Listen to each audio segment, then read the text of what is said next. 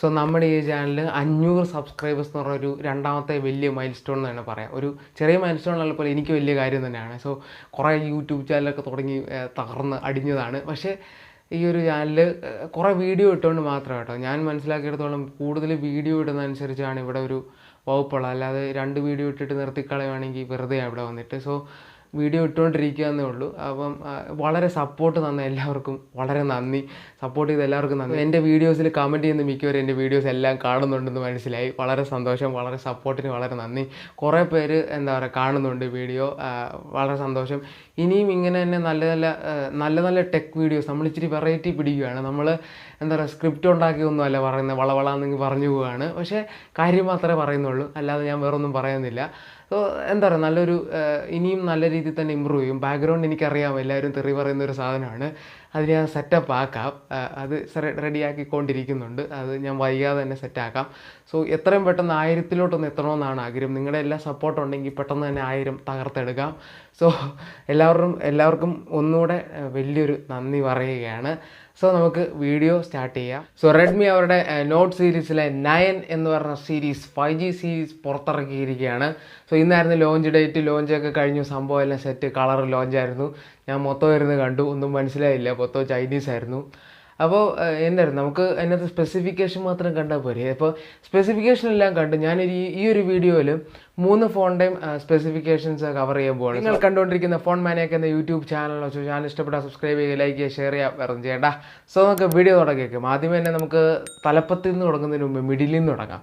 മിഡിലിൽ നിന്ന് തുടങ്ങുകയെന്ന് പറയുമ്പോൾ Redmi note 9 5G. ഇതൊരു മിഡ് റേഞ്ച് ഫോണാണ്. മറ്റേത് ഇച്ചിരിയുടെ പ്രീമിയം മിഡ് റേഞ്ച് എന്ന് പറയാം. മറ്റേത് ഇച്ചിരി ബഡ്ജറ്റ് ഓറിയൻറ്റഡ്. സോ ഇതിനകത്ത് ആദ്യത്തെ ഫോൺ ഞാൻ തിരഞ്ഞെടുത്തിരിക്കുന്നത് റെഡ്മി നോട്ട് 9 5G ആണ്. സോ പേരെല്ലാം വ്യക്തമായി കഴിഞ്ഞു കേട്ടോ. Redmi note 9 5G, Redmi note 9 4G, Redmi note 9 Pro 5G. So ഇങ്ങനെയൊക്കെയാണ് പേര്.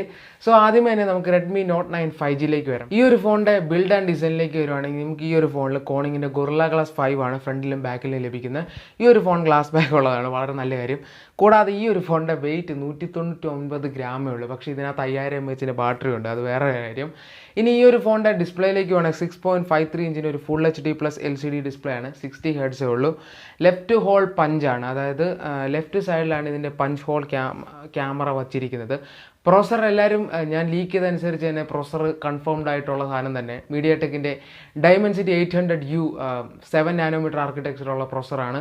ഈ ഒരു പ്രൊസസ്സറിനെ പറ്റി കൂടുതൽ അറിയേണ്ടവർ ഞാൻ ഇതിൻ്റെ ഒരു കമ്പാരിസൺ വീഡിയോ ചെയ്തിട്ടുണ്ട്. 765G ഒക്കെ ആയിട്ടാണ് കമ്പയർ ചെയ്തിരിക്കുന്നത്, 732 ആയിട്ടും കമ്പയർ ചെയ്തിട്ടുണ്ട്. ആ ഒരു വീഡിയോ താല്പര്യമുള്ളവരൊക്കെ ഒന്ന് കണ്ടു നോക്കുക. ഞാൻ ഇവിടെ ഐ സെക്ഷനിൽ ഇട്ടേക്കാം, ഡിസ്ക്രിപ്ഷനിലും കൊടുത്തേക്കാം. അപ്പം ഈ 800U പറ്റി പറയുകയാണെങ്കിൽ അടിപൊളി പ്രൊസസ്സർ തന്നെയാണ്. ഈ ഒരു ഫോണിൽ നമുക്ക് കൂടാതെ ലഭിക്കുന്നത് മാലിയുടെ G57 MC3 എന്ന് പറഞ്ഞൊരു GPU ആണ്. റാം ആൻഡ് സ്റ്റോറേജിലേക്ക് വരികയാണെങ്കിൽ ഈ ഒരു ഫോണിൽ UFS 2.2 ആണ്. റാം എന്ന് പറയുന്നത് LPDDR4X തന്നെയാണ്. പിന്നെ ഈ ഒരു ഫോണിൻ്റെ ബാറ്ററി ആൻഡ് ചാർജിങ് ഡിപ്പാർട്ട്മെൻറ്റിൽ വരികയാണ്. ഞാൻ ആദ്യം പറഞ്ഞ പോലെ തന്നെ 5000 mAh ബാറ്ററിയും 22.5 വാട്ടിൻ്റെ ചാർജറുമാണ്, ഫാസ്റ്റ് ചാർജർ. സോ ബോക്സിൽ തരുമെന്ന് അറിയത്തില്ല. ഷോമിയും റെഡ്മിയൊക്കെ ഒരേ ടീമായതുകൊണ്ട് ചിലപ്പോൾ ബോക്സിൽ തരത്തില്ല. സോ 22.5 വാട്ട് സപ്പോർട്ട് ചെയ്യുന്നുണ്ട്, വളരെ നല്ല കാര്യം. സോ ഈ ഒരു ഫോണിൻ്റെ ബയോമെട്രിക്കിലേക്ക് നോക്കുകയാണെങ്കിൽ ഫേസ് അൺലോക്കും ഉണ്ട്. നമുക്ക് സൈഡ് ഫിംഗർ പ്രിൻറ്റ് സ്കാനർ ലഭിക്കുന്നുണ്ട്. നല്ല കുഴപ്പമില്ലായിരിക്കും, കാരണം ഇപ്പം IPS ഡിസ്പ്ലേ ആയതുകൊണ്ടൊന്നും ചെയ്യാനില്ല. ട്രെൻഡ് ഇതാണ്. സോ ക്യാമറയിലേക്ക് വരികയാണെങ്കിൽ ഈ ഒരു ഫോണിൽ നമുക്ക് ലഭിക്കുന്ന ട്രിപ്പിൾ ക്യാമറ സെറ്റപ്പാണ്. ആദ്യമായിട്ടാണ് കേട്ടോ. കൊള്ളാം. കോഡ് ക്യാമറ എന്നൊക്കെ മാറ്റി ചിന്തിച്ച് അവർ മാക്രോ ഡെപ്ത് ഏതോ ഒഴിവാക്കിയിട്ടുണ്ട്.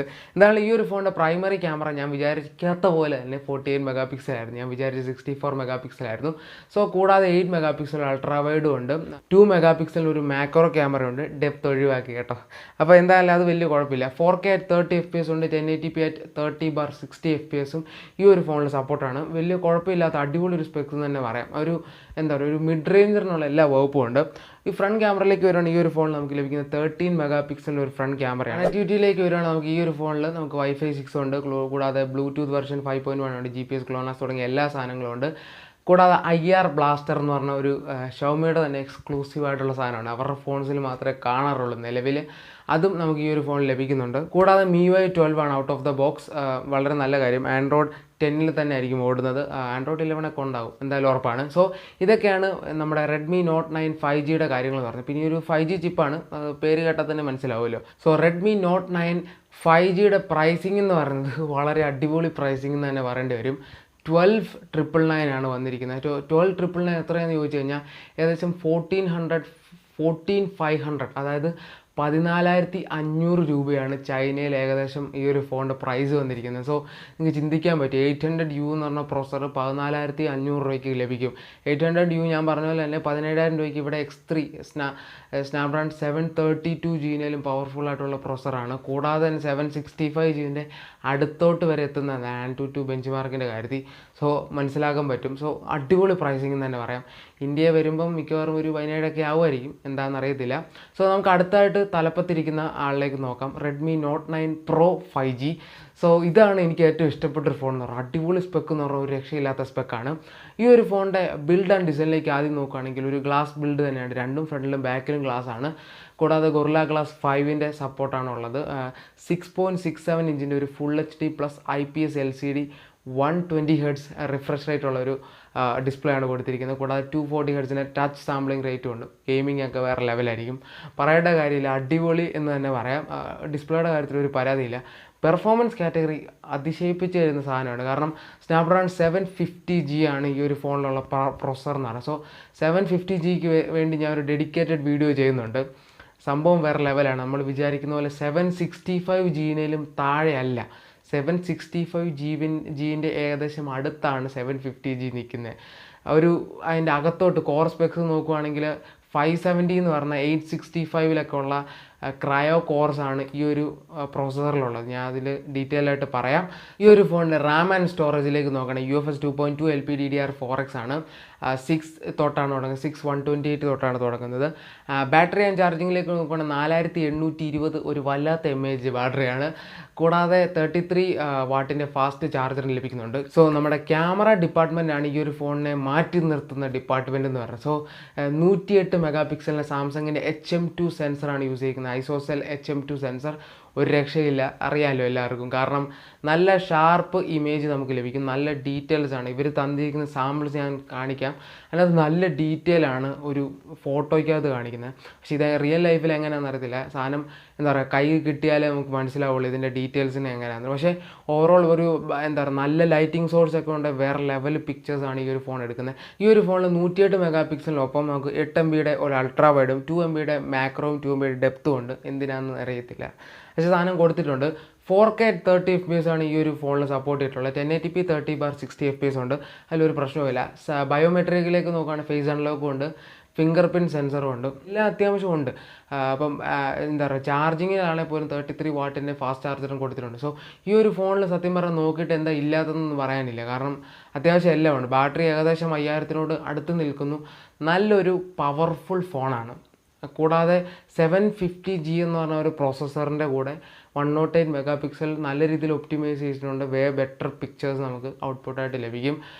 എന്തായാലും ഇപ്പം എന്താ പറയുക, ഫോൺസ് നല്ലത് വരുവാണ്, നമ്മൾ അതിനെ അംഗീകരിക്കണം. സോ ഇതൊരു നല്ല ഫോണാണ്. ഇന്ത്യയിൽ വരുവാണെങ്കിൽ ഇതിൻ്റെ വകുപ്പ് എങ്ങനെയാണെന്ന് അറിയത്തുള്ളൂ. അടുത്തത് ഏറ്റവും പൊളി എന്ന് പറഞ്ഞാൽ ഈ ഒരു ഫോണിൻ്റെ പ്രൈസിംഗ് ആണ്. ചൈനയിലെ പ്രൈസിംഗ് എന്ന് പറയുന്നത് 1599 ആണ്. 1599 yuan ആണ്. സോ ഇന്ത്യയിലേക്ക് കൺവേർട്ട് ചെയ്യുവാണെങ്കിൽ ഏകദേശം 17,900, അതായത് 18,000 റേഞ്ചിലേക്കാണ് വരുന്നത്.